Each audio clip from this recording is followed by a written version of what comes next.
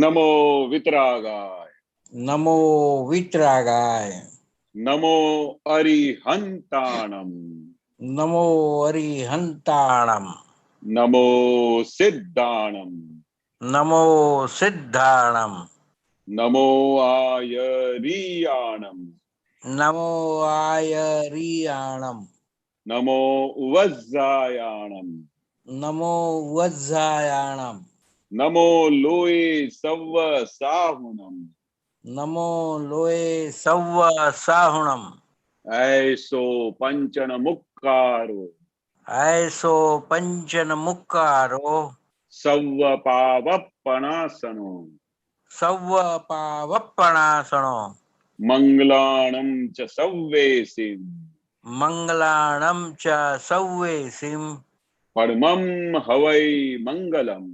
पड़वम हवै मंगलम। ओम नमो भगवते वासुदेवाय। ओम नमो भगवते वासुदेवाय। ओम नमः शिवाय। ओम नमः शिवाय।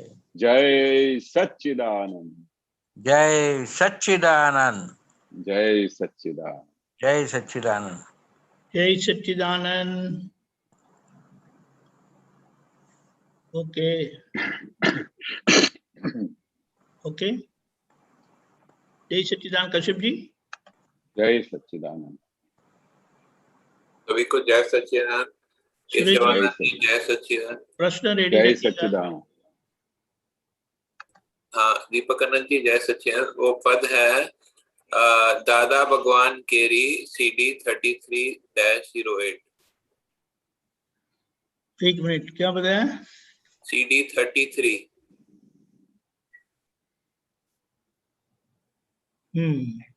बोलिए। 08 उसमें 5th लास्ट पैराग्राफ है। तांता तन्मय आकारे पूंज कषायो क्लेशमा, कठन शब्दों थी कापे, निर्मल कोमल देशना। इसका अर्थ सुनते।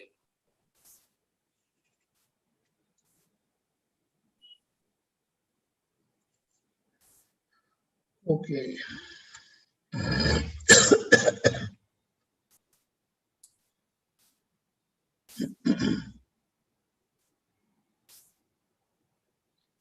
दोबारा पूछिएगा। इसमें 5th लास्ट वाले है। एक मिनट, 5th लास्ट पैराग्राफ है। तांता तन्मय आकारे, तांता से शुरू होता है। एक मिनट, ऊपर ऊपर जाएंगे ना। तांता तांता वाला है। हाँ, ये तांता तन्मय आकारे गूंज कषायो क्लेशमा। हाँ, ये दोनों लाइन का। हाँ, बरोबर।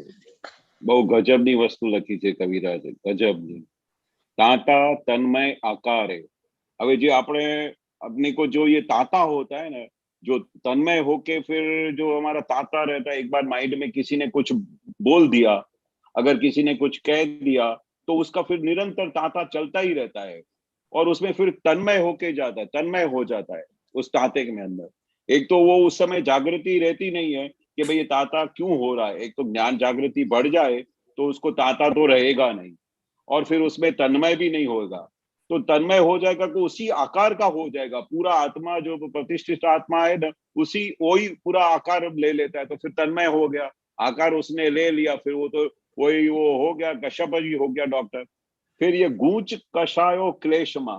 अभी जो कलेश होती है, जो कषायो होती है, जो गूंच पड़ती है, वो जो भी चीजें पड़ती है, वो कठिन शब्दों थी कापे, निर्मल कोमल देशना। दादानी जो देशना छे, दादा की जो देशना है, कितनी कोमल, कितनी निर्मल।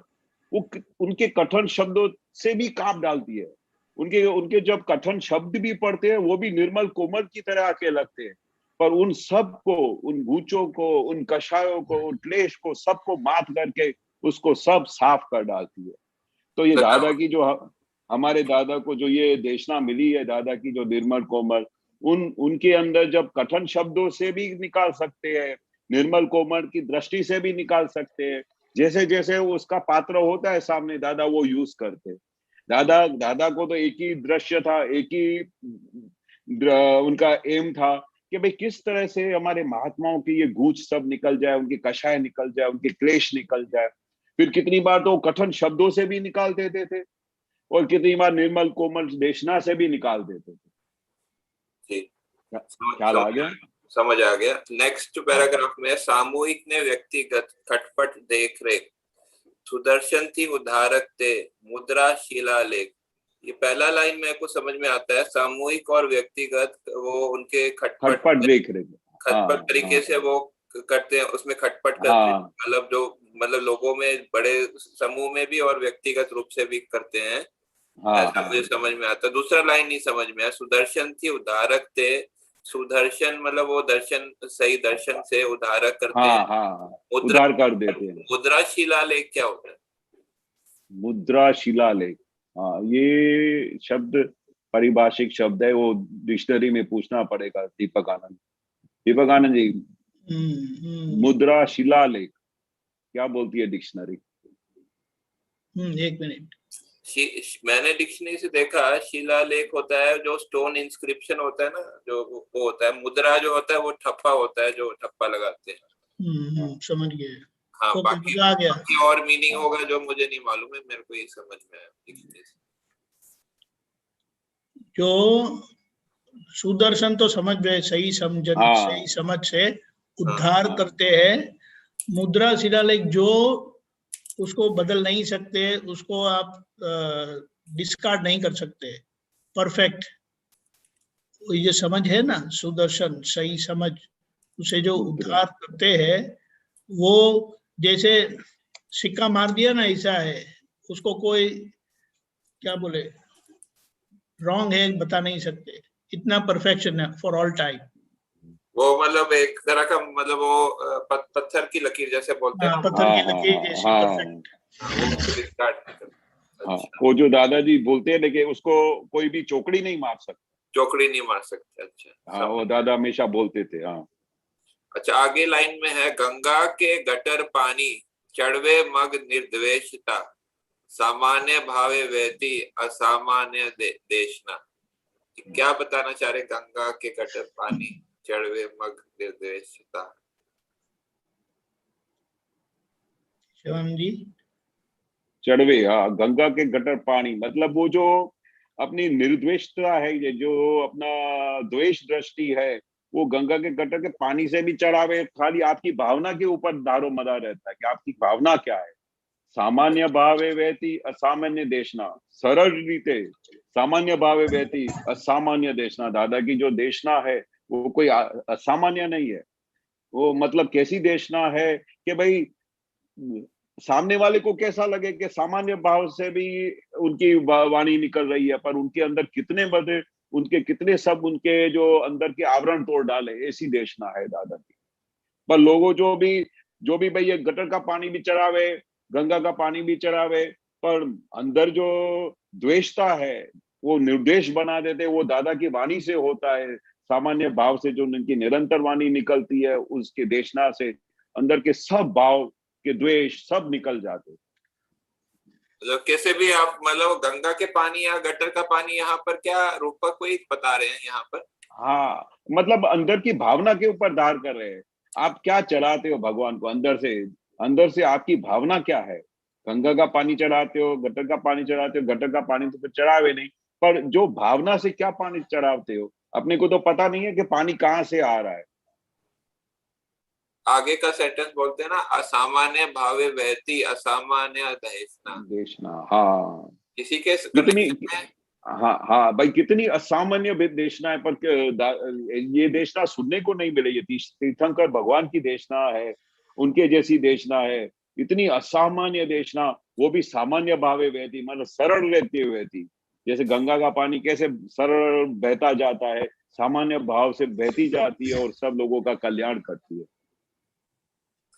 ठीक है, ये जो खटपट बताया, वो खटपट का मतलब क्या एग्जैक्ट मीनिंग क्या, थोड़ा एग्जांपल के साथ बता सकते हैं? खटपट किसको कहते हैं? खटपट यानी जैसे सहज रीते क्या होता है, ज्ञानी पुरुष का या तीर्थंकर भगवानों का कैसा होता है, सरल होता है, बहुत सरल होता है। वो ये एक ही ज्ञानी पुरुष थे, इतने 10 लाख वर्ष में प्रकट हुए, जो ऐसा काल था, जो पंचम काल बोलते हैं, 5वां आरा बोलते हैं, इतना भारी काल था कि लोगों को बार बार दादा को बुलाना पड़ता था कि आप आके, ये इधर ज्ञानी पुरुष आए हैं, आप इधर सत्संग में आना, आपको कोई तकलीफ हुई है तो एक काम करो, आप मेरे घर पे आ जाना शाम को, मैं आप लोगों को विधि करके दूंगा। फिर किसी का धंधा पानी नहीं चलता हो और कुछ उसको तकलीफ पड़ गई हो, तो फिर दादा बोलते कि वो सामने से अगर आप नहीं भी बात करते हो तो फिर दादा खटपट करके पूरा उसके अंदर से सब निकालते थे। अभी निकालते थे, फिर बोलते कैसा चलता है धंधा पानी, सही चलता है? तो नहीं चलता हो तो सीधा बोलेगा ही, लेकिन नहीं चलता है तो फिर तुम क्या इलाज करते हो? तो दादा कुछ नहीं, कुछ समझ में नहीं आता है। तो चलो ठीक है, आप ऐसा काम करो कि आप शाम को जब भी घर जाओ, सब लोग घर में 5 जने इकट्ठे हो तो आप सब लोग मिलके क्या करना कि आप शाम को है ना, ये 1 घंटा दादा भगवान का असीम जय जयकार बोलना। अगर एक्स्ट्रा टाइम हो तो फिर 1 घंटा फिर आप वो त्रिमंत्र का जाप करना। इससे क्या होगा कि सब विघ्न निकल जाएंगे, फिर आपका धंधा सब सेट हो जाएगा। अभी ये जो सब प्रोसेस करते हैं ना, उसको दादा बोलते थे खटपट, गुजराती में खटपट, यानी कैसे भी करके खटपट करके वो दादाजी चाहते थे कि इसका कैसे कल्याण हो, कैसे भी खटपट करके। एक प्रकार का संघर्ष बताया है। हाँ, कोई भी संघर्ष करके भी किसी भी तरह से उसको ठीक कर देना, उनका समाधान करो, उनका कल्याण करो, उसको दादा खटपट करते थे। बाकी नॉर्मली ज्ञानी पुरुष को, तीर्थंकरों को ऐसा नहीं होता। आप उनके पास आके बैठो, उनका दर्शन करो, उसकी देशना सुनो, उनकी सत्संग करो। पर ये एक अलहदा ज्ञानी पुरुष का एक प्रोसेस था, एक तरह किस का तरह से भी दखल, मतलब एक तरह का थोड़ा सा दखल अंदाजी करते हैं, ऐसा कह सकते हैं। दखल अंदाजी तो नहीं करेंगे, इंटरवीन, हाँ इंटरवीन कह सकते हैं। दखल थोड़ा नेगेटिव हो जाता है, to intervene in matters, to settle. मतलब उसका कल्याण की भावना है इसमें, खटपट करने में उसकी कल्याण की भावना है, इंटरफेरेंस तो नहीं है, पर कल्याण की भावना कि कैसे भी करके इसका कल्याण हो, इनके घर में सुख और शांति हो, इनका सब कुछ भला हो, ऐसा उनको खटपट कर सके। ठीक है, धन्यवाद। जय सच्चिदानंद।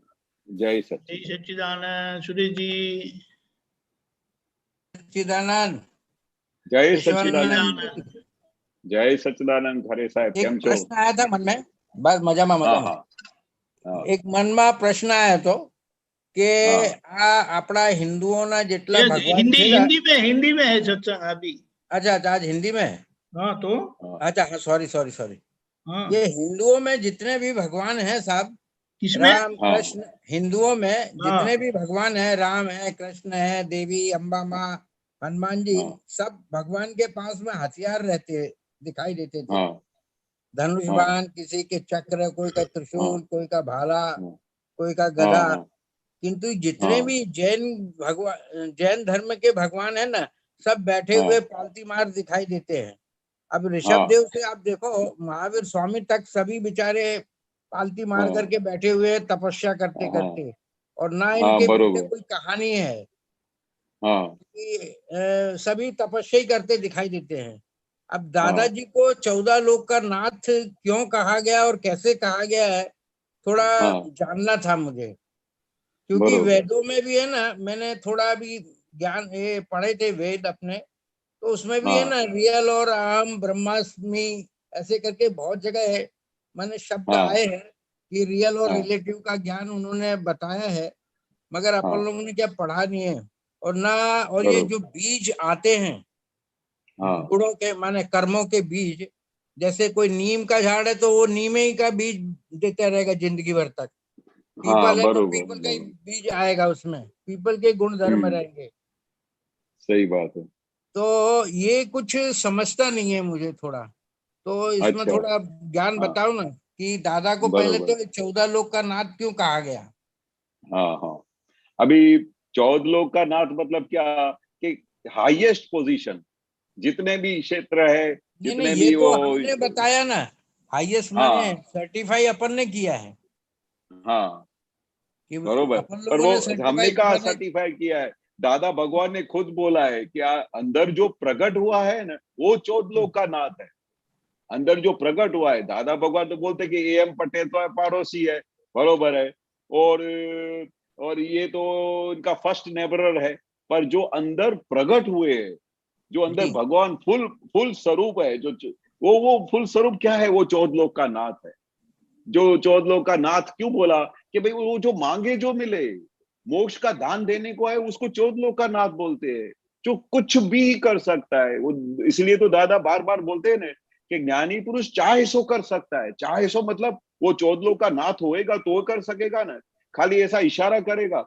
मैंने दादाजी को देखा था कि जिस समय में करीब से दादा को बहुत करीब से देखा था जब मैं छोटा था, तो दादाजी पूरा दिन बैठ के, किसी का लेटर आया, किसी का कोई मैसेज आया, तो खाली किसी को पता भी नहीं चलता था, बैठे बैठे उसका काम कर डालते थे, बैठे बैठे उनकी विधि कर डालते थे, बैठे बैठे उनका जो भी मैसेज था उनका लेटर में आया वो सब उनका काम कर डालते थे। वो कौन कर सकता है? 14 लोक का नाथ, ब्रह्मांड का स्वामी, चाहे सो कर सके, ऐसा उनको 14 लोक का नाथ। तो अभी वो क्या बोलते हैं कि वो जो प्रकट हुआ है वो दादा भगवान है, और वही दादा भगवान हमारे अंदर प्रकट करवाए। जब हमारे पास फुल व्यक्त हो जाएगा तब हमको अनुभव होएगा कि 14 लोक का नाथ क्या होता है।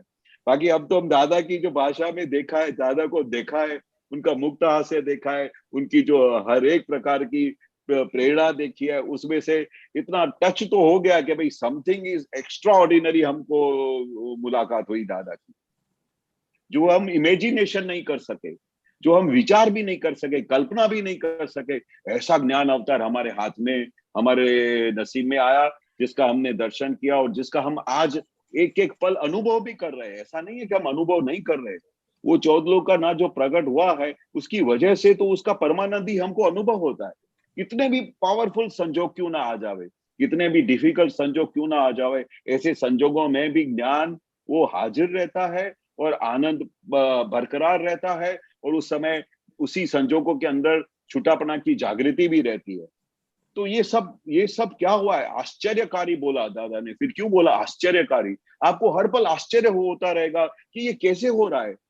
अभी अभी थोड़ी देर पहले मेरा किसी के लिए भाव बिगड़ा, ऑन द स्पॉट फिर उसका प्रतिक्रमण हो जाता है।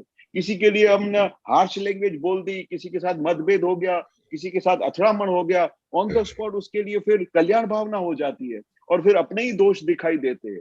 मतलब आप हर एक ज्ञान की प्रोसेस में आप विचार करोगे ना, तो आपको लगेगा वो हमको 14 लोक के नाथ का पूरा कल्याण भाव का हमको असर मिला है, उसकी हमारे पे भावना मिली है, जिसकी वजह से हम इतने पलों पलों तक हम छुटापना के जागृति में रह सकते हैं, परमानंदी में रह सकते हैं, आखिर जगत को निर्दोष देख सकते हैं। बाकी ज्ञान के सिवाय हम कितनी बार कल्पना भी करते, मैं खुद अपने प्रोसेस करता था कि मैं अगर ये ज्ञान नहीं हो, ये समझ नहीं हो दादा की, तो इतने सारे जो प्रोसेस हर दिन आते हैं उसमें हमारी क्या दशा होती, हमारी क्या हालत होती। और मोक्ष का तो लाखों करोड़ों माइल तक कोई कनेक्शन ही नहीं मिलता अगर ये ज्ञान नहीं मिलता, ये समझ नहीं मिलती, दादा का पूरा कनेक्शन नहीं मिलता, तो करोड़ों अवतार तक भी कल्याण, करोड़ों अवतार तक भी कुछ उसका ठिकाना नहीं पड़े।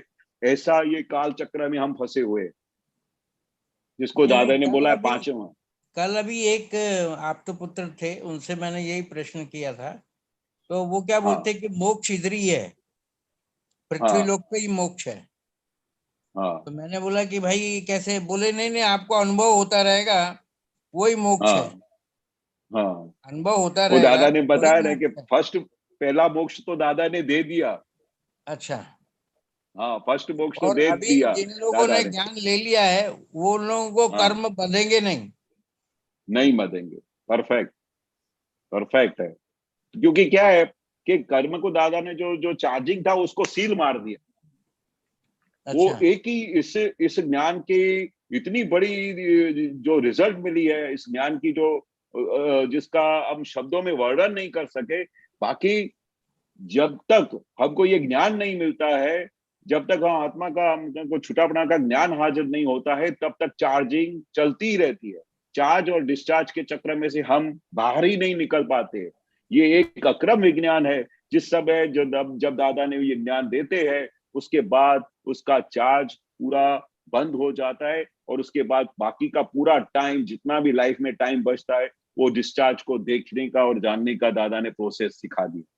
कितना बड़ा काम हो गया, आप इमेजिन नहीं कर सकते हो कि भाई चार्जिंग पूरा बंद हो जाए, ऐसा ऐसा कल्पना में नहीं आवे। इसलिए दादा बार बार बोलते थे कि ये आश्चर्यकारी ज्ञान मिला है आपको, आपको पता नहीं। कितनी बार तो ऐसा भी बोलते थे कि आपको पता नहीं है कि आपके हाथ में क्या रखा है, मैंने कौन सा बड़ा आपका कोहिनूर का हीरा आपको हाथ में रख दिया है।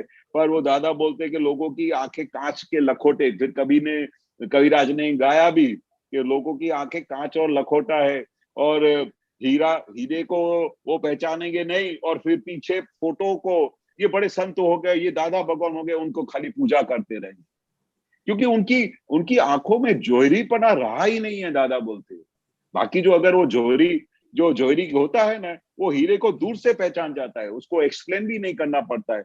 हमारे इस विज्ञान में क्या होता था कि बार बार दादाजी को सबको बोलना पड़ता था कि ये 14 लोक का नाथ प्रकट हुआ है, आप अपना काम निकालो, सब जो कुछ चाहिए आप जो मांगोगे मैं देने के लिए आया हूं, ऐसा बार बार बोलना पड़ता था।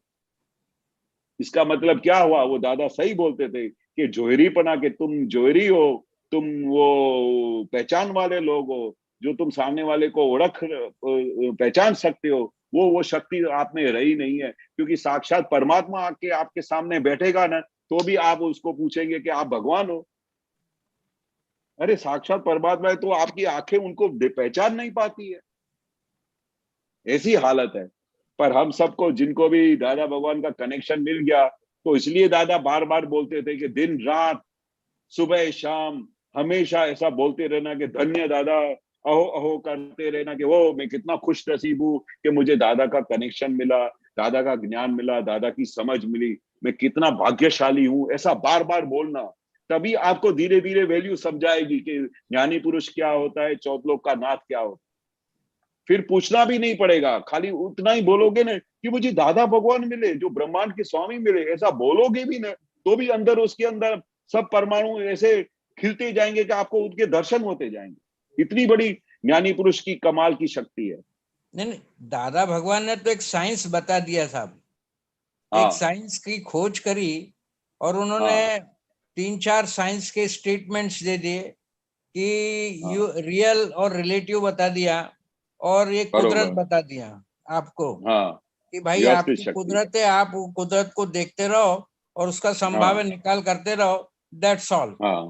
अब ये चीज में आप पढ़े रहोगे, this is a one kind of science, ठीक है ना। अभी तुलसीदास ने भी एक कांड में, एक चौपाई में लिखा है, मैंने पढ़ा था एक बीच में कि 8 जथा लाभ संतोषा, सपने नहीं देखई पर दोषा। आप जितना भी मनुष्य को लाभ, हमने सब कुछ ला करके दे दिया, इस संसार की सब चीज ला करके दे दी, उसी में मनुष्य को है ना संतोष रखना चाहिए। मगर मनुष्य क्या करता है कि वो स्वप्न में भी है ना किसी दूसरे के विचार के गुण धर्म को याद भी करता है, और दूसरे के दोषों को भी सपने में भी देखेगा, तो वो उसका पाप का दर्शन एक तरह से हो जाता है सर। कि माने आपको किसी में माने वो देखने ही नहीं चाहिए दोष, ऐसा तुलसीदास ने भी कहा है। और जो हम देखते हैं, एक और कहीं पे लिखा है किसी ने कि जो हम देखते हैं फिजिकली, यदि हमको दिखाई देती है कोई चीज तो वो सच है, मगर जब बुद्धि से सोचते हैं उस चीज को, तो वो चाह करके भी हम बता नहीं पाते कि ये सही है कि गलत है, क्योंकि बुद्धि है ना डिस्टिंग्विश कर देती है साहब। लिमिटेड है, लिमिटेड उसका लाइट है। हाँ, तो ऐसा होता सही है। बात है, सही बात है। तो मैं ये जानना चाहता था कि अभी साइंस तो दादा ने दे दिया है, अब वो साइंस में आप कितना टिके रहोगे, वो स्टेटमेंट को कितना फॉलो करोगे, then you will be go up 100%। और मैं सही बात बताऊं, दादाजी ने बार बार बोला है, एक बार नहीं लाख बार बोला है कि इतना सरल और सहज मार्ग मैंने दिया है, इतना सरल और सहज, न उसमें कुछ करना है, खाली सिर्फ आपको 60 to 70% आज्ञा का पालन करना है, और कुछ भी मैंने आपके लिए रखा हुआ नहीं है, इतना ही खाली मैं आज्ञा का पालन एक चीज देके जा रहा हूं, और उसमें रहोगे ना, तो मैं आपको गारंटी देता हूं कि 1-2 अवतार में मोक्ष में चले जाओगे। क्योंकि हर एक जीव मात्र का मेन ध्येय यही है कि मेरे को अनंत सुख मिले, मैं मोक्ष के तरफ जाऊं। पर्टिकुलर जो भी दादा के साथ कनेक्टेड है, बाकी के तो बारे में पता नहीं है, पर बाकी जिन लोगों को दादा का कुछ भी कनेक्शन मिला है, तो उनका एक ही अभी ध्येय है कि मेरे मन वचन काया से किसी जीव को दुख ना हो, फाइलों का मैं संभावे निकाल करूं। और मेरा मेन ध्येय है कि मैं अभी दादा भगवान का दर्शन करने, सिमंदर स्वामी का दर्शन करने महाविद्य क्षेत्र जाऊं और वहां से सीधा मोक्ष चला जाऊं। और उसका भी दादा ने सही सरल इजी रास्ता बता दिया कि उसके लिए क्या करना पड़ेगा। कितने महात्माओं ने पूछा दादा से, पर दादा ने हर पल हर घड़ी एक ही जवाब दिया, बस आज्ञा में रहने का, और कुछ भी नहीं। बाकी मैंने सब काम आपका कर दिया है। क्या बोले? क्योंकि मैंने आपके अनंत काल के पापों को भस्मीभूत कर दिया। जो मेन काम करने जो है, जिसकी वजह से अनंत काल से लोग भटक रहे हैं, वो मेन काम तो दादा ने कर दिया। आपके अनंत काल के पापों को भस्मीभूत कर दिया। जो साइकिल था जीवन मरण का, उस साइकिल में से आपको बाहर निकाल दिया। अभी खाली क्या है, 1-2 अवतार खाली अपने को देखते रहने का कि खरे साहब के अंदर क्या विचार आता है, उसको देखने का, उसको उसके साथ हमेशा छुटापना का व्यवहार रखने का, अपना फर्स्ट नेबरर तरीके उसके साथ बात करने का, और कुछ भी करने के लिए दादा ने दिया नहीं। और 5 आज्ञा के अंदर तो पूरा ज्ञान आ जाता है, पूरे ज्ञान का सार दे दिया दादा ने ये 5 आज्ञा में। अभी हमारे पास करने को रहा क्या है? न कुछ बोला है, बस दादा की आज्ञा में रहने का है। जुओ और जानो, देखो क्या हो रहा है। और उसके बाद दादा ने बोल भी दिया कि अभी क्या रह गया, कि संयोग रह गया, और संयोग जो भी आता है वो वियोगी स्वभाव होता है। कोई भी संयोग कोई परमानेंट रहने वाला नहीं है। ये देह है वो भी सर, मोक्ष तो एक दशा है ना साहब। हाँ, मोक्ष है वो पूरा आपका दशा है। आपको दशा अभी है, से ही मोक्ष। नॉर्मलिटी है। हाँ, वो दादा बोलते थे कि अभी सबसे पहला मोक्ष तो मैंने आपका दे दिया, कि आप जब खरे भाई से अलग हो गए, वो सबसे पहला मोक्ष हो गया। आप शुद्धात्मा बन गए। अभी आपको पूरा जगत निर्दोष दिखाई देता है, किसी के अंदर आप दोष नहीं दिखाई देता है, आपको फाइल सब दिखाई देते हैं। और अभी अंदर फर्स्ट मोक्ष तो हो गया, आप शुद्धात्मा बन गए। और ये 5 आज्ञा में रहेंगे, जो फाइनल मोक्ष है वो आपका रिजल्ट है, वो आके मिलेगा आपको। दादा से फर्स्ट मुलाकात हो गई, वहां से ही आपका फर्स्ट मोक्ष का शुरुआत हो गया। बराबर बराबर। नहीं, बाकी तो कोई 5 दादा के आज्ञा अभी आप लोग की तो मुलाकात हो गई, अब हम लोग की तो मुलाकात हुई नहीं। हम लोग की तो ये स्टेटमेंट से मुलाकात हुई है सर। मैं आपको हकीकत बताऊं, कितनी बार दादा ने ये भी बोला कि ये 5 वाक्य जो सिद्धांतिक बात है ना, उसको दादा भगवान का ज्ञान भी नहीं मिला हो ना, तो वो उसको खाली समझ को पकड़ लेना, तो भी उसका काम हो जाएगा। ऐसा बोला है दादा। बिल्कुल आप तो मुलाकात की बात करते हो। दादा की जो 5 आज्ञा है, जो सिद्धांतिक 5 वाक्य है, समझ में आ जाए। वो भी दादा ने कितनी बार दादा ने बोला कि वो भी खाली समझ जाए ना। हाँ, वो दादा का अंदर क्या है कि रियल रिलेटिव देखने का, जो फाइल है उसका संभाव निकाल करने का, ये 5 वाक्य को भी समझ जाए ना, तो भी उसका काम हो जाएगा। बोलो, ये ज्ञानी पुरुष का वचन बड़ काम करता है। नहीं, मैं क्या ये सोच रहा था, ये बीज वाला एक शब्द आ गया था, तो ये बीज ने थोड़ा दिमाग मेरा थोड़ा वो डिस्टर्ब कर दिया था कि नीम का बीज तो नीम ही रहेगा, पीपल का बीज तो पीपल का बीज रहेगा। तो अब उसको पीपल के बीज को नीम का बीज कैसे बना पाएंगे हम लोग? नहीं, वो तो जो वो है, वो दादा ने उससे अलग बना दिया।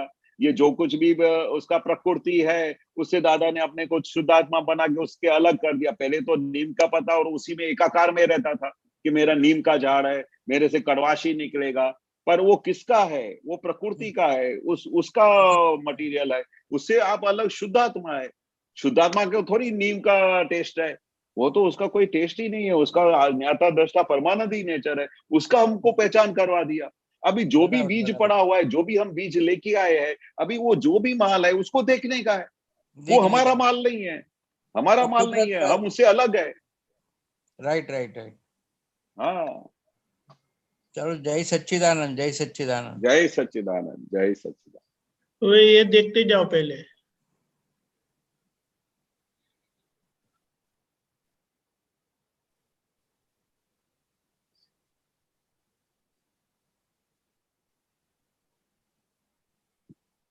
हाँ, बहुत परफेक्ट बात है।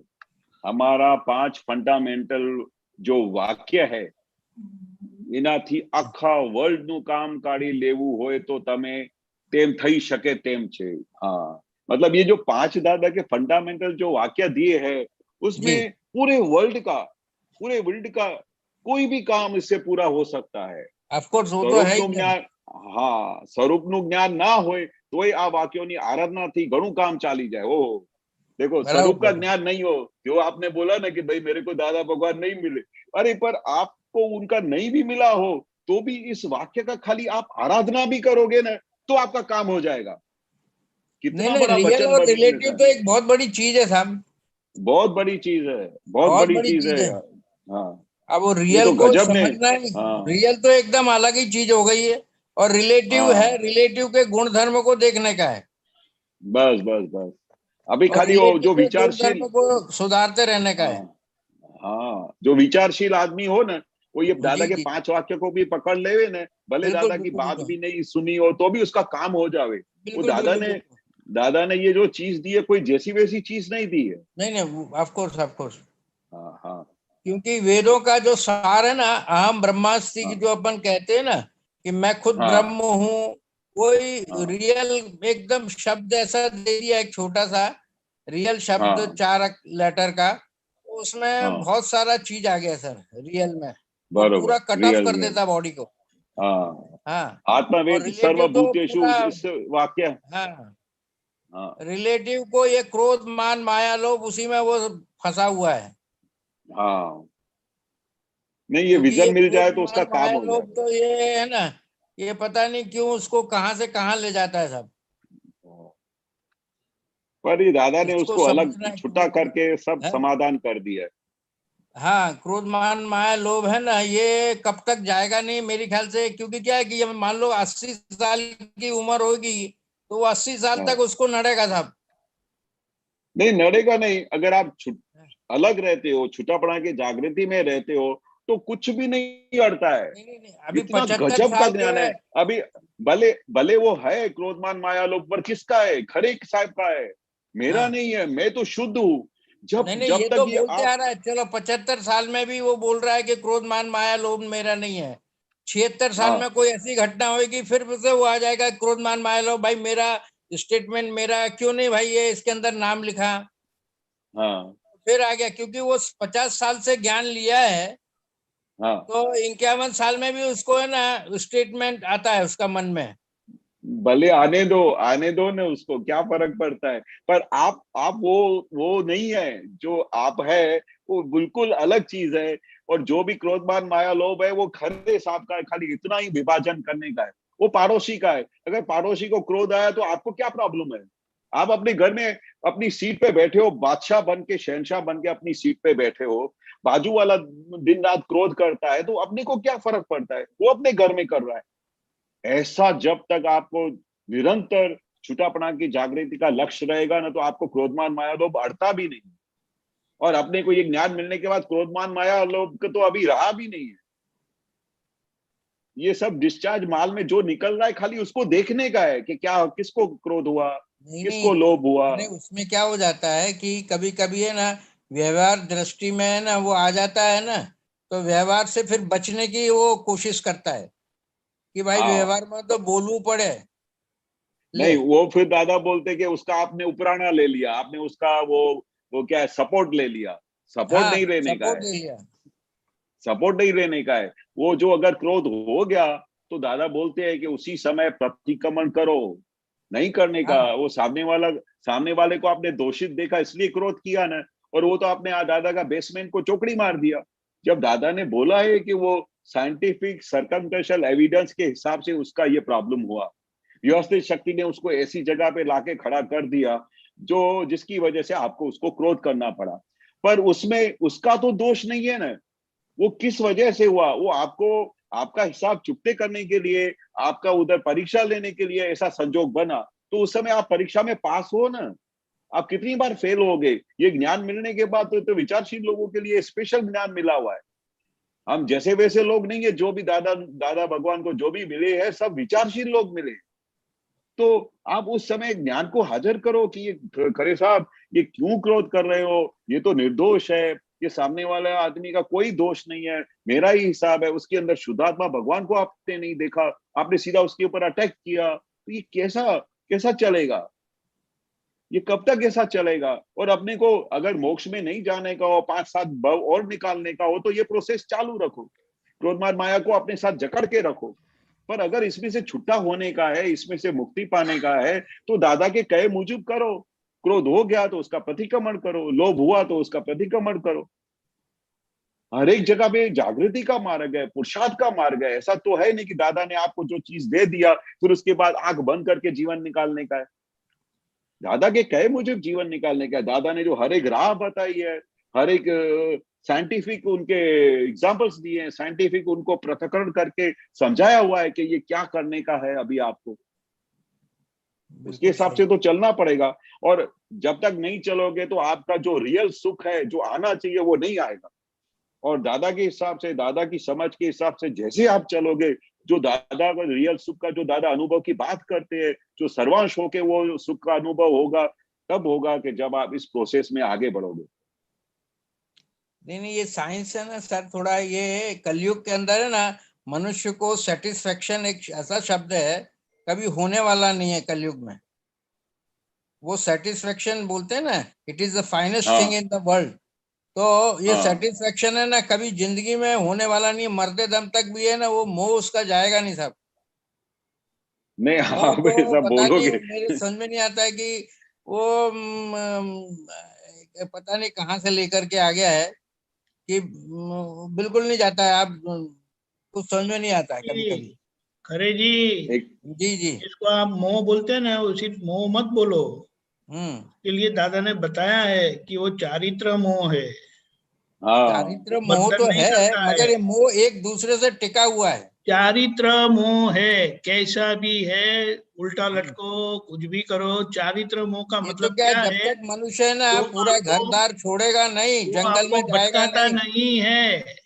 क्योंकि मैंने देखिए 24 के 24 तीर्थंकर है ना, सभी माने इन लोगों को जो भी मोक्ष मिला है, तो कोई को वहां से स्टार्ट करो आप, तो माने कैलाश से चालू करो। ऋषभ देव को कैलाश पर वहां से मिला, कैलाश धाम से मिला, दूसरे को और वहां से मिला, बनारस छोड़ो ना, उसकी क्या बात क्या है।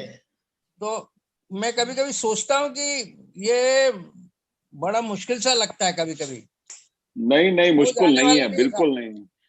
अरे खरे जी सुनिए जी, ये लोग जो रास्ते से गए थे ना, वो मुश्किल था, हमें जो मिला ना वो सीधा मिला है। नहीं मिला तो है, मगर मोह जाता नहीं है फिर भी थे, वे लोग सीढ़ी चढ़ के गए थे, हमें लिफ्ट मिला है। नहीं, हमको लिफ्ट मार्ग मिल गया है। ये अपन लोग बाद में बात करेंगे। ये चीज है ना बड़ी मुश्किल सी लगती है। आप बोलो कीचड़ में रहने का और कीचड़ नहीं लगे, ये बड़ा डिफिकल्ट है साहब। वो बुद्धि से लगता है, कीचड़ लगता है, लेकिन वही समझने का है। और कीचड़ में बैठे हुए हैं साहब, तो क्या हो गया? तो वो कमल कीचड़ में ही मिलता है। नहीं वो तो चलो, जय सच्चिदानंद। सॉरी, जय सच्चिदानंद, जय सच्चिदानंद। हमारे द्वार पर योगी लोग खड़े हैं। जय सच्चिदानंद। तो बहन बताए। जय सच्चिदानंद केशवानंद जी, जय सच्चिदानंद, जय सच्चिदानंद, जय सच्चिदानंद महात्माओं। अच्छा, ये एक पद है, दादा आपे छे केवल ज्ञान, पर पूरो पूरो पछतो नहीं। हाँ बरोबर। तो इसमें ये है कि चिट चोट्यू त्याथी खस्तो નથી, એવું દર્શન છે તેવું જ્ઞાન, લક્ષત कषाय वस्तु बांधी है ये। और एक है नीचे, सिद्ध स्तुति नहीं, हाँ, सिद्ध स्तुति ध्यान टूटे નથી, त्रण कर्मों ने व्यवहार, ये वाला।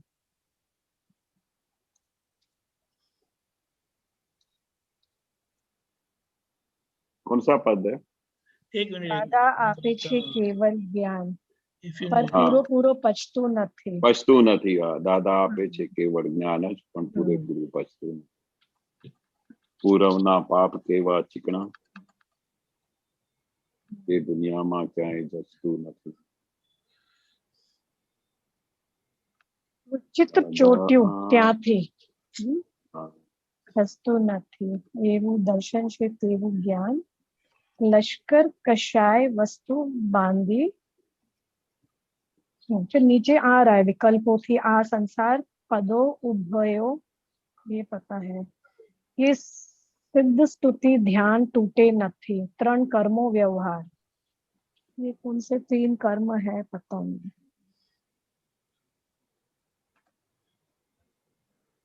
एक मिनट, आप मेहनत नहीं करते इसीलिए मुझे करनी पड़ती है। Actually, I was going to send you the pad name. Going to send, फिर क्या करने का? I was listening to Khare Saab, बहुत interesting topic it doesn't take much time. Even while listening, you can send. ना?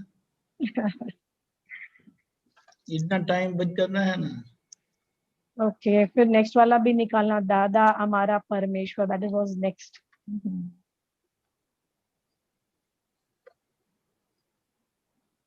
बोलिए कहाँ है वो? हाँ ये है चित्त चोट्यू। जेनी जेनी नहीं, ऊपर गया नीचे जेवो जेवो छे गंठ तेवो उदम चित्त चोट्यू। हाँ जेनी जेवी छे गांठ तेवो उद्यम चित्त चोट्यू ત્યાંથી ખસતું નથી। मतलब जैसे जैसे दादाजी क्या मतलब कविराज ने लिखा है दादा की पूरी साइंस के बारे में, जैसे जैसे जिसकी गांठ होती है ना उसका वैसा उसका परिवर्तन, उसका प्रभाव, उसका रिजल्ट आता है। और जैसे जैसे जहां पर भी चित्त चोट जाता है, जहां पर भी, जैसे हमारा चित्त कैसा है, हाँ जब तक हमारे को ज्ञान की जागृति नहीं हुए तो कहीं भी चित्त एक बार गया कि हम यहाँ से अभी गुजर रहे थे तो एक शोरूम में एक साड़ी देखा तो वो साड़ी का जो डिजाइन था ना बहुत अच्छा था, और वो वहां पर एक बार चित्त चोट गया, फिर वहां से जब आप घर पे आओगे ना तो घर पे भी आप खाना भी खाते होंगे ना तो भी वो साड़ी दिखाई देगी। ओके ओके, मतलब उसको खाते समय फिर आप बोलोगे मैं अपने आप उस समय खाना भी खा रहे हैं, आपके पास में हस्बैंड भी बैठे हैं तो आपसे पूछते भी है कि कैसा है, सब ठीक है, तो तुम बोलते हो हाँ हाँ सब ठीक है, पर अभी भी आपका उधर जो चित्त है ना उधर साड़ी में चोट गया है। ओके ओके, वहां पर से खसता है और मतलब वहां से हिलता ही नहीं है, ऐसा चित्त है। લશ્કર કશાય વસ્તુ બાંધી, જેવું દર્શન છે તેવું તેનું જ્ઞાન જ। जैसा जैसा दर्शन है, जैसा आपने दर्शन आप लेके आए वैसा आपका ज्ञान है। लश्कर कशाय वस्तु बांधी, कितना कशाय का कितना बड़ा लश्कर है, माय गॉड, आप इमेजिन नहीं कर सकते हो। तो जितना भी ये कशाय के जो लश्कर है ना वो सब अपने बांध डालते हैं, उनकी सब जो चीजें है ना हम अपने साथ बांध डालते हैं। तो वो दादा हमको इन सब कषायों में से मुक्त करवाते हैं। जो चित्त है तो हमारा चित्त का जो बाहर की चीजों में पड़ा हुआ था चित्त, वो हमारा चित्त दादा अंदर आत्मा की तरफ हमारा उनका टर्न मार डालते हैं। यहाँ तो ये सरल है, विकल्पों थी आ संसार पड़े उभो, हाँ ये ठीक है। गोदरी देवा सहु विकल्पों सौने सुख रूप था वो। हाँ मतलब क्या है कि अपने जितने भी विकल्प है उसको सब उसका ऐसा एडजस्टमेंट कर डालने का कि जो भी विकल्प है वो अभी अब विकल्प रहे ही नहीं, और अपने को ऐसा बन जाने का कि किस तरह से हम सामने वाले को सुख रूप बने।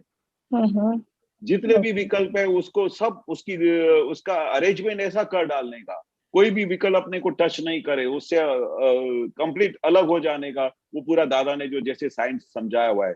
और ऐसा अपना वर्तन करने का कि हर एक जीव जो भी हमारे आसपास है उसको अपने को कैसे करके उसको सुख हो, कैसे करके मैं उसको हेल्पफुल हो जाऊं, कैसे करके मेरे तरफ से उसको सुख और शांति मिले, ये हमारा निरंतर का ध्येय होना चाहिए। जैसे दादा भगवान थे तो निरंतर उनका क्या प्रोसेस था, कैसे करके मैं सबको सुख दूं, कैसे करके मैं सबको मोक्ष मार्ग पे लेके जाऊं। वो मेरे पास किसी काम के लिए, जब तक दादा को ज्ञान नहीं प्रकट हुआ था, जब यंग थे तो बचपन से लेके जब तक ज्ञान उनको हुआ तब तक वो निरंतर सबको हेल्पफुल रहते थे, ओबलाइजिंग नेचर रहता था उनका।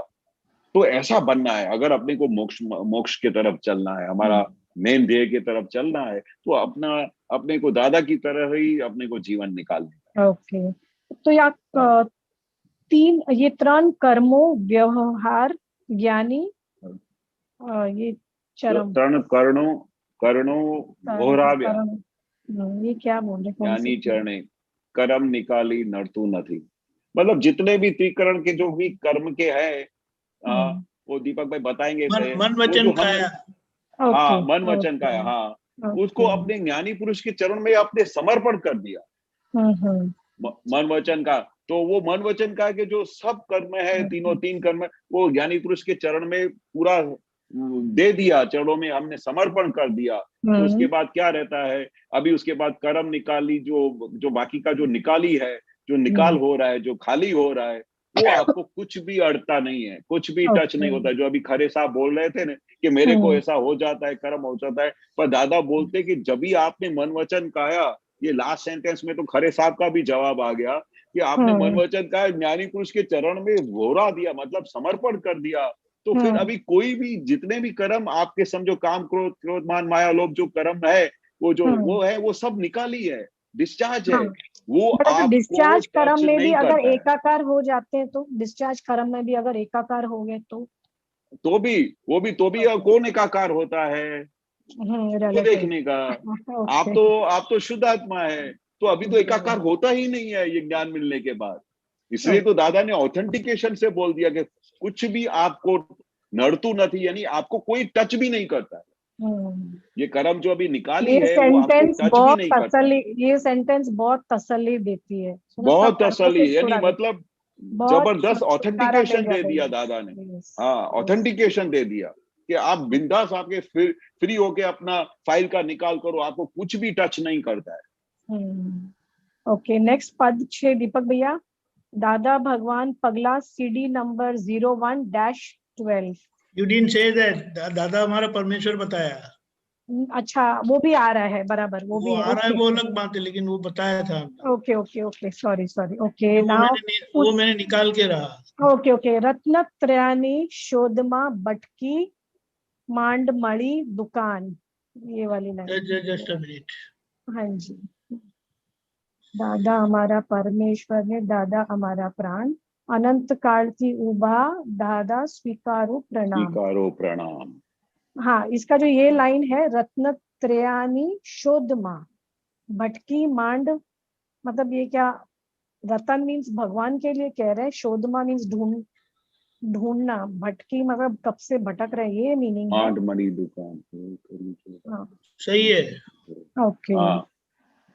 भाव ताल तो कौन डरे सुकान, अंधारा दूर करीने आपू स्वरूप ज्ञान। ओके, ये समझ में आया ना। कोई अहिया, हाँ, भेदभाव चाहिए, ये भी ठीक है, समझ में आया। दादा आपे अलभ्य टॉनिक गजब अक्रम, अच्छा ये रत्नत्रय ने, वो भी ठीक है, ओके, समझ में आ गया।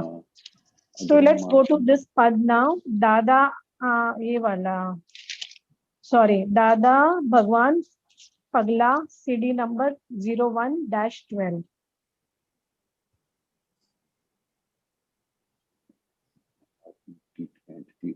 12 बताया? हाँ, -12 या 01-12। हाँ, 01 बोलो ना। हाँ, ये कीधु तमे सांभळ्યું नहीं। खाली -12 बोलते तो मुझे कैसे पता चलेगा? Sorry for not hearing. Thank you. देखो कितना ज्ञान काम करता है। सच्ची बहुत। पहले तो ये भाषा भी नहीं आती थी। पहले तो मुझे याद है कि हमारे मुंह से सब लोग बोलते थे कि सॉरी तो निकलता ही नहीं। सुना नहीं, मैं तो ये बोलूं पहले आप, मैंने बोला लेकिन आपने सुना नहीं, अभी बोलूं सॉरी फॉर नॉट। मैंने कहा लेकिन आपने सुना नहीं, ऐसा बोलते। हाँ, मैंने तो क्लियर बात की, लेकिन आपने सुना नहीं। क्या नहीं, वहां पर भी मैं ही हूँ, तो मैंने कहा ही नहीं, आपने सुना ही नहीं, दोनों वही हो गए, एक ही रूप हो गया। ओके। नहीं, पहले तो इस ज्ञान में, हाँ बोलिए। पहले तो इस ज्ञान में जब नहीं था ना, तो हमारा प्रकृति कैसा था कि हमारे मुंह से कभी सॉरी तो निकलता ही नहीं था। अभी हर 2 मिनट में सॉरी निकल आता है कि अब भूल पता चल जाती कि मेरी भूल है। हाँ, सही, बिल्कुल। Okay.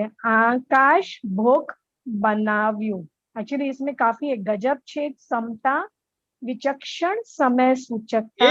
That's a different pad. Okay, that's different. Sorry. I have collected from 4-5 pads. Okay. Sorry. आकाश बोक बनाव्या। कहाँ पर है? आकाश बेदी गोख बनाया। हाँ हाँ हाँ हाँ हाँ, बेदी मैंने ऊपर लिख दिया है, सॉरी सॉरी। आकाश बेदी बोक, आकाश बेदी गोख बनाव्या, अनुपम ओजस्मा सौ सौ भानु जगाव्या। आकाश टुडे मॉर्निंग के सत्संग में आकाश की मीनिंग बताई। Huge huge. आज ये वर्ड आया था आकाश इन द मॉर्निंग। यानी आकाश को भेद कर तोड़कर घर बनाया। Tell me in a sentence में कैसे बताओगे इन द पद में? आकाश बेदी गोख बनाव्या मतलब ह्यूज, मतलब क्या है कि सब जो भी वेद है उसको सब में से निकाल के एक घर बनाया। अनुपम ओजस्ना सौ सौ भानु जगाव्या मतलब अंदर से हर एक प्रकार की रोशनी देके अंदर सब शुद्धात्मा को जगा दिया।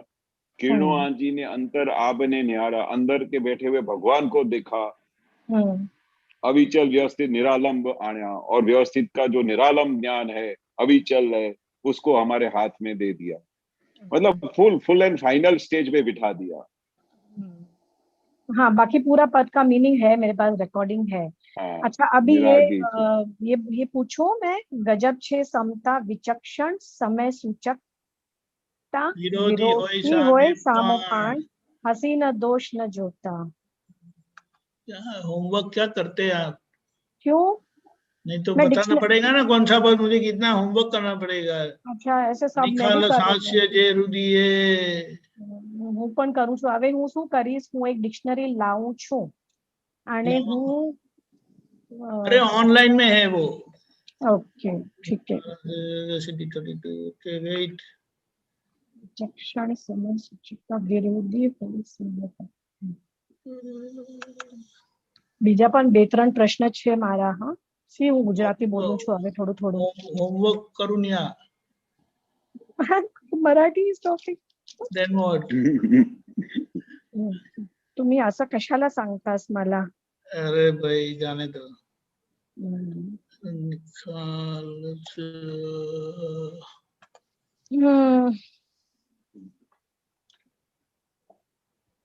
ऊपर गया ના એ તો ખરું, પણ આ તો પેલું अच्छा પેલું ટાઇટલ છે ગજબ છે। हाँ गजब આવી ગયો। हाँ गजब छे आपनी समता विचक्षण समय सूचकता। ओहो, गजब दी। ये तो एक हकीकत भी बनी थी कि जो एक महात्मा था जिसको दादा ने बोला था कि तू है ना, जितना टाइम है जब भी टाइम मिले तो ये 2 सेंटेंस गाया करना, उसको ये आज्ञा दी थी। इसके अंदर इतना बड़ा रहस्य था कि पूरा विज्ञान खुला हो गया कि आपकी कैसी क्षमता है कि विचक्षण समय सूचकता, मतलब जिस समय भी, उस समय जिस समय भी वो खरे टाइम पे, जिस समय वो अपन किसी का दोष देखते हैं या किसी का हम उसका गुस्सा क्रोध करने को जाते हैं या कुछ भी उस समय करने को जाते हैं, तो उस समय क्षमता आ जाती है। समय सूचकता मतलब उस समय पे पूरी क्षमता हाजिर हो जाती है। कैसी हाजिर होती है कि विरोधी होए सामे पण हसी ने दोष ना जोता, मतलब कितने भी दादा के अपोजिशन में हो, दादा के विरोध में हो, तो दादा आप ऐसा क्या कर सकते हो। कितने ऐसे लोग भी थे कि दादा को क्वेश्चंस करते थे, तो बोलते तो ऐसे विरोधी के सामने जो सामने से आए, तो हमारे नॉर्मलिटी में क्या होता है कि हम उनके साथ आर्ग्यूमेंट में पड़ जाते हैं। विरोधी आए तो हम पुरवार करते कि मैं ऐसा हूं ही नहीं, आप ये गलत मेरे सामने या बर्ताव कर रहे हो, मेरे में ये दोष है ही नहीं। तो जो विरोधी होता है, जो पूरा कंप्लीट अपोजिट डायरेक्शन में हमको लेके जाने की कोशिश करता है या हमारे दोष देखता है, जो हमारे विरोध में होता है, तो वैसा आदमी भी अगर सामने आके खड़ा हो जाता है तो भी दादा हंस के उनके दोष नहीं देखते थे। वो हमने को मिसाल बनने का है। हाँ, वो दादा ने हमको आंसर एक्चुअली 2 पैराग्राफ ऊपर में है। विपरीत बुद्धि ना शंका ते सुनता गैबी जादू। हाँ कैसे गैबी जादू। हाँ, छता हमने नथी दंडिया न करिया भेद हूं तू थी, कि भाई इतना विपरीत बुद्धि की शंका जो हो जाती है, तो उनकी जो भी शंका है तो वो अपने गैबी जादू से सुनता, मतलब वो उनके पास ऐसा जादुई शक्ति थी जिससे वो सुनते थे और फिर उनके फिर भी दोष देखने के बाद उनके ऊपर कोई आक्रमण नहीं किया, उनके ऊपर कोई अटैक नहीं किया, कोई फरियाद नहीं किया, और उसके बाद इतने दोष होने के बावजूद भी उनके साथ कोई भेद नहीं रखा, और तू अलग है मैं अलग हूँ, मैं ऐसा हूँ तू अलग है, कोई भी भेद भी नहीं रखा। ऐसे ऐसे जादूगर थे दादा। ऊपर पण छे एक ने पूर्वना पाप केवा थी करना के दुनिया माय जत्यु ये दूसरा पद है ये। Okay Baba sorry, I will bring that. ये पूरव ना पाप, પૂરવ ના પાપ કેવા ચીકડા કે દુનિયામાં ક્યાંય જજતું નથી. હા આ શું છે, કયું પદ દાદા છે આપે આ? છે કેવળ જ્ઞાન, દાદા દાદા આપે છે। દાદા, हाँ हाँ हाँ पूर्व पूर्व के भाई कितने ऐसे पाप किए, पूर्व के कैसे हमारे चिकने कर्म है कि वो चिकने कर्म कैसे लेके आए हैं कि अपने को भी ये ज्ञान मिलने के बाद कुछ अभी अच्छा ही नहीं लगता है, क्या ये जचतू नहीं, दुनिया में कोई भी चीज अच्छी नहीं लगती है दादा के सिवाय। सच्ची। क्योंकि ये पूर्व भव के हम कितने ऐसे चिकने फाइल लेके आए हैं, और उन पूर्व भव के कितने पाप हमने अपने साथ लेके आए हैं कि अभी अभी अपने को दादा के सिवा कहीं भी जचता नहीं है। ऐसा कबीराज ने दादा के सामने ऐसा वो प्रार्थना की है कि भाई ये दादा भगवान, हमारे सब जो भी कर्म जो भारी हम लेके आए हैं, जो हमारे पूर्व में माइनस डिग्री के सब हम अपने साथ लेके आए हैं, वो सब अभी ऐसी हमारी हालत हो गई है कि दादा अभी कहाँ भी हमको अच्छा नहीं लगता है, अभी हमको पार पहुंचा दो। आप थक तो नहीं गए ना? मेरे और 3-4 प्रश्न हैं छोटे छोटे। नहीं दादा के ज्ञान में कभी नहीं थकते। ठीक है। शाता वेदनीय मतलब जो कर्म है 3 प्रकार के, व्हाट इज वेदनीय कर्म, शाता वेदनीय और मिथ्या दर्शन। 1 मिनट, मैं सब बोल जाती हूँ फिर मैं लिखने को तैयार हो जाती हूँ या रिकॉर्डिंग में सुन लूंगी, ठीक है? आप कहीं भी वो उसका पैराग्राफ लिखा हो तो अच्छा रहेगा, क्योंकि नहीं कुछ लिखा हुआ नहीं है दादाजी, लिखा हुआ नहीं है। मैंने क्या किया, जब सुनती हूँ ना वर्ड्स लिखते जाती हूँ फटाफट। शाता वेदनीय, वेदनीय कर्म, मिथ्या दर्शन, सामायिक ज्ञान, सामायिक चारित्र एंड धर्म ध्यान, शुक्ल ध्यान, बस ये लिखती गई हूँ फटाफट। एंड सिद्ध स्तुति। जब सुनती हूँ तो मीनिंग थोड़ा पर वो दादा किसके निस्बत में कहते हैं, वो कुछ भी पैरा होगा ना तो उससे और अच्छा आप चीज समझेगा। भाई शाता वेदनीय मतलब वो क्या है, शाता वेदनीय अशाता वेदनीय, ये वेदनीय कर्म है। तो वो क्या कहना चाहते हैं कि अपने को शाता और अशाता में कहीं भी अपने को हम एकाकार नहीं होते हैं, और हमारा जो भी शाता आता है कि अशाता आता है हम उसको देखते रहते हैं कि ये शाता कर्म किसको आया, तो भाई अनु मैडम को आया, मैं तो इससे अलग हूँ। तो वो शाता वेदनीय अशाता वेदनीय जो कर्म है वो अपने को टच नहीं करते हम, क्योंकि हम शुद्धात्मा पद में आ गए। हाँ, तो ये जो वेदनीय है क्या, मतलब वेदनीय है क्या? वेदनीय मतलब वेदनीय એટલે वेदना, वेदन करने का, एक्सपीरियंस करने का वेदनीय। मतलब जब आप एक्सपीरियंस सफरिंग के कर्म। Okay, suffering. जैसे आप बीमार हो गए तो आप बीमारी को वेदते हो ना, आपको सफर करते हो ना। हाँ, बस ठीक है, वो मीनिंग ही चाहिए थी दादाजी। वेदनीय कर्म, वेदनीय कर्म। हाँ वही ना, वेदनीय कर्म जो आप सफर करते हो, ठीक है, वेदनीय कर्म। हाँ, मिथ्या दर्शन, वेदनीय, सामायिक दर्शन, मिथ्या दर्शन, सामायिक दर्शन, सम्यक दर्शन। ओके, सम्यक, सॉरी सम्यक। हाँ, मिथ्या दर्शन के आप अनुबेन हो, आप अनुबेन हो, मिथ्या दर्शन है आपका। संकित दर्शन में आप शुद्ध आत्मा हो गए, फाइनल स्टेज में आ गए। ओके, आत्मा हो। हाँ ठीक है। एंड सामायक चारित्र, संकित चारित्र, सम्यक चारित्र, सम्यक चारित्र। हाँ, सम्यक चारित्र है जो अभी I like your faces you're making। तुम्हें डंडा मारने वाला कोई चाहिए अभी। सच्ची चाहिए। Your words are enough for me। नहीं, आपका ऐसे धीरे धीरे पूरा ज्ञान खिल जाएगा। मेरे को ऐसा लगता है सिंधी में से मेरे को पूरा गुजराती बना दिया है इन्होंने, यू नो। अच्छा, हाँ जी। Right conduct, okay, right conduct, ठीक है। धर्म ध्यान, यानी निरंतर शुद्ध उपयोग में रहो, धर्म ध्यान। धर्म ध्यान, निरंतर that which evades आर्त ध्यान एंड रौद्र ध्यान। रौद्र ध्यान, हाँ। ओके, धर्म ध्यान जो मोक्ष तरफ लेके जाता है। ओके, ठीक है। सिद्ध स्तुति, सिद्ध स्तुति जो आत्मा की सिद्ध स्तुति है, जो दादा करवाते हैं। ओके, आत्मा के गुणों के वर्णन, राइट? गुणों की जो, हाँ, वर्णन आत्मा के जो अनंत गुण है उसकी स्तुति। ओके, मेरे हो गए प्रश्न। बहुत बहुत बहुत धन्यवाद। Thank you. जय सच्चिदानंद। जय सच्चिदानंद। जय सच्चिदानंद। जय सच्चिदानंद स्वामी जी। जय सच्चिदानंद। स्वामी जी, आप तो पूरा दादाजी को अपने शब्दों में पिरो के रख देते हो, तो लगता ही नहीं है कि दादाजी का पूरा वर्णन आप ऐसे कर देते हैं कि दादाजी स्वयं ऐसा लगता है कि सामने प्रकट हैं।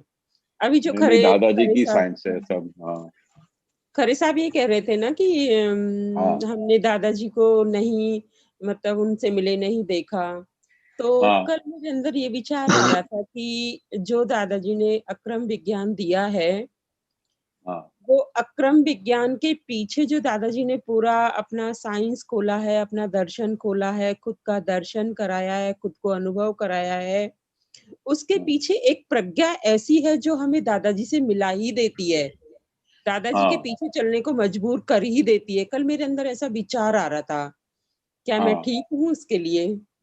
100%। ये क्या है, दादाजी बोलते थे कि लगनी लगनी चाहिए। लगनी मतलब जैसे अभी हमको शादी करनी होती है तो कैसी लगनी लगती है, तो हम किस तरह से तैयारी करते हैं, फिर किस तरह से पूरे साइंटिफिक सिस्टम में एविडेंस हाजिर हो जाते हैं, फिर कितनी अच्छी तरह से उसकी पूरी शादी भी हो जाती है। उसको दादा बोलते हैं लगनी लगनी चाहिए। मतलब वो जो लगन लग गई कि भाई मुझे शादी करनी है, तो वो उस समय कैसा पूरा स्वरूप बन जाता है, वैसा दादा के स्वरूप जैसा हो जाए ना, तो उसका काम हो जाए। दादाजी भले आपके पास नहीं मिले, पर आपके अंदर विराजमान है, वो दृष्टि मिल गई। आत्मवेद सर्वभूतेषु, वो शुद्धात्मा की दृष्टि मिल गई, वो उसका पूरे ज्ञान का पूरा समर्पण आपके हाथ में आ गया। दादाजी का एक एक वाक्य, और दादाजी ने क्या बोला है कि भले आपने दादाजी को नहीं मिले हो, पर दादाजी तो हाजिर बैठे हैं, सूक्ष्म रीते हाजिर बैठे। आप खाली उनकी खाली भक्ति करो तो वो दादा हाजिर हो जाते। आज की तारीख में भी कितने सारे महात्मा बोलते हैं कि दादाजी मेरे सपने में आते, जैसे दिखते वैसा हंस रहे थे, मेरे से बातें कर रहे थे। तो वो क्या प्रूफ है, जिन्होंने दादा को कभी मिले भी नहीं है, तो भी दादाजी उनके सपने में वो बोलते, और इतनी समाधि में रहते हैं। तो ये सबसे बड़ा प्रमाण है कि दादा कहाँ भी गए नहीं है, सब महात्माओं के अंदर है, सब आप तो पुत्रों के अंदर बैठे हैं, महात्माओं के अंदर बैठे हैं। जो उनकी जो अंदर की भावना है, उनके जो वेव्स है, वो आप सब तक पहुंच रहे हैं, तभी तो सबको इतना आनंद आता है।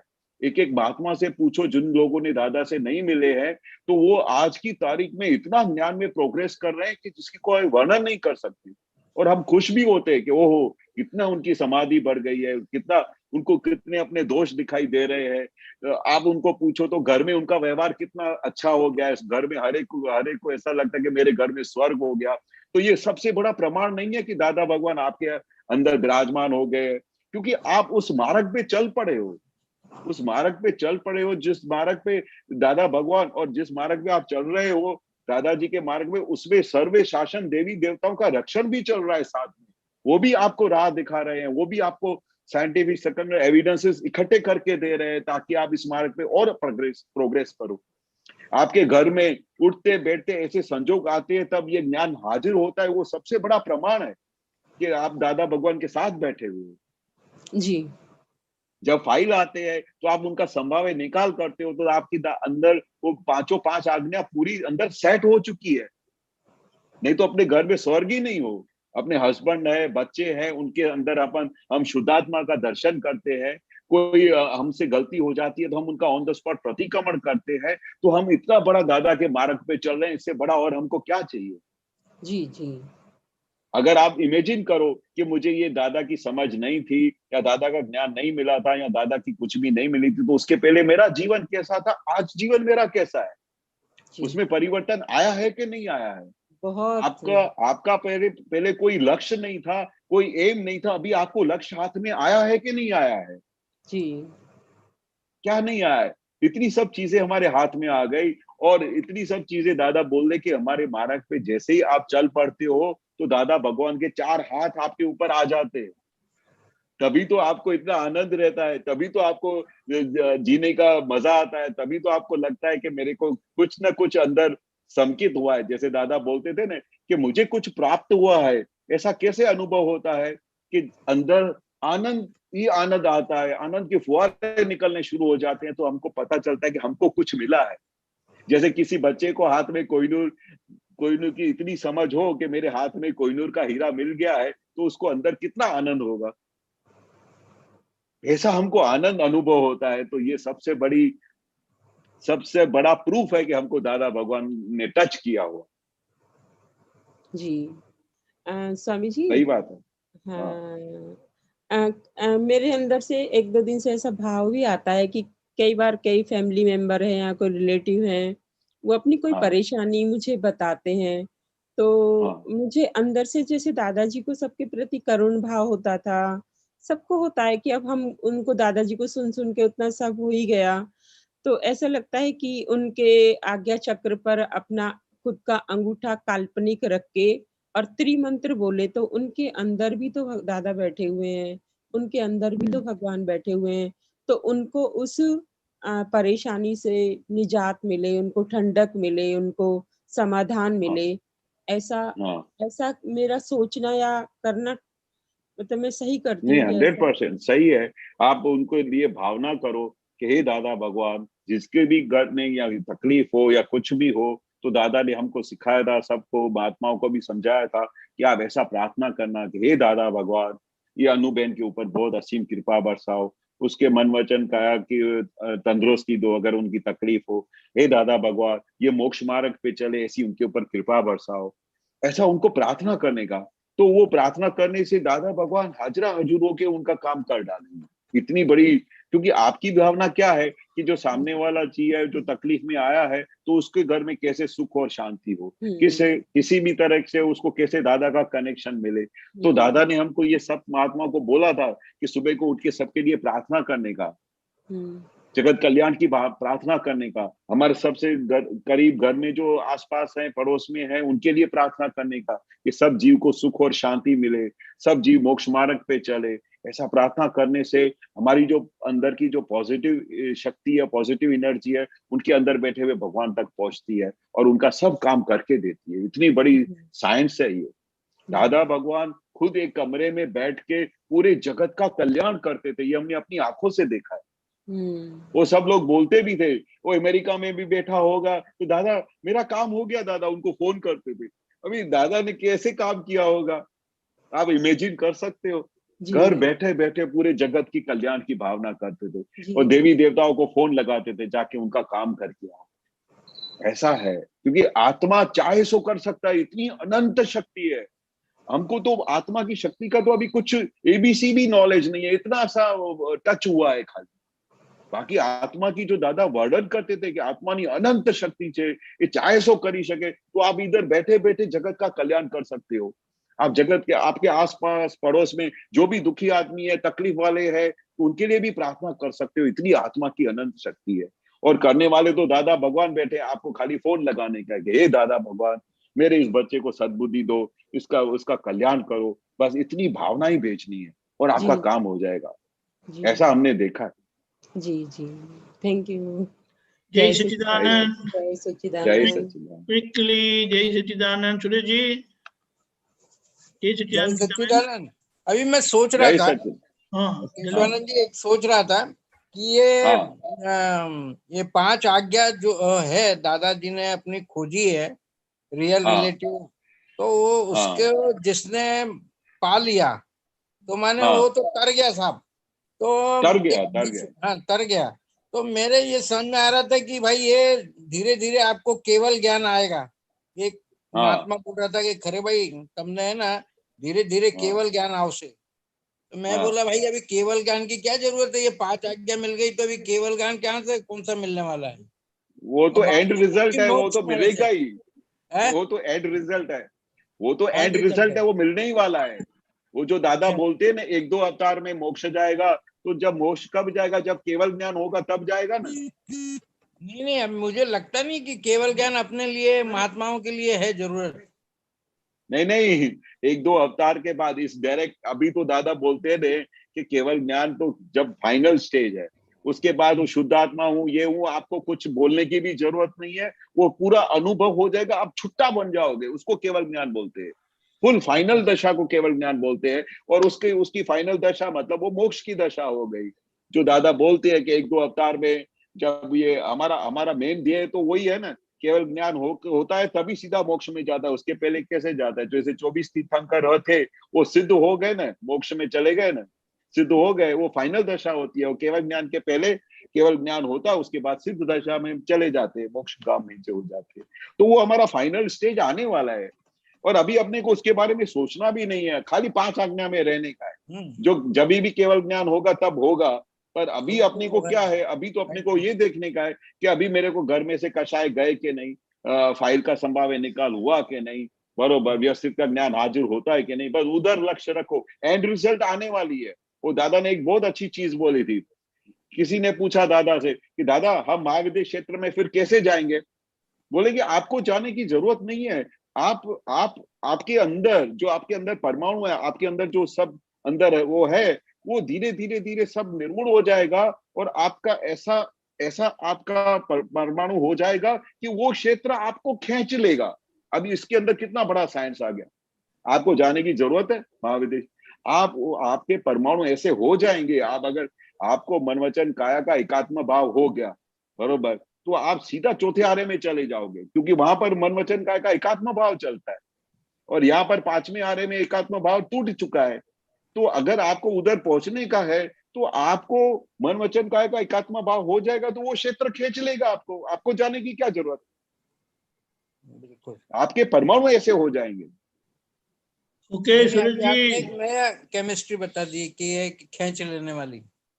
हाँ, ये पूरी साइंस है पूरी। एक मिनट के लिए एक बात बताना चाहता था आपको। हाँ, मैं अभी बीच में एक गया था, एक कैलाश, वहां पे एक पहाड़ पर, मैंने नैनीताल के आगे वो थी, कंपनी थी, तो उधर एक गया था, तो एक साधु था, तो वो साधु क्या करता था कि बाजू में है ना एक घास उखाड़ करके, कोई भी मरीज आता था ना, तो उसको देखता था और वो बोलता था कि इसको पीस के खा लेना। तो मैं बोला, ये साधु जी को एक दिन मैं मिला, मैं बोला भैया तू सभी के लिए रोग के लिए ये घास उखा करके पीस करके कैसे ये ठीक हो जाते हैं? तो बोले कि साहब ये भी पंच महाभूतों का बना है और ये भी घास भी पंच महाभूतों की है, तो दोनों मेरा सिर्फ भाव जाता है उसमें, और वो भाव से वो आदमी ठीक हो जाता है। तो मैंने बोला ये बिल्कुल सही बात बोली आपने। तो ये भाव शक्ति बोलते हैं कि बहुत मजबूत रहती है।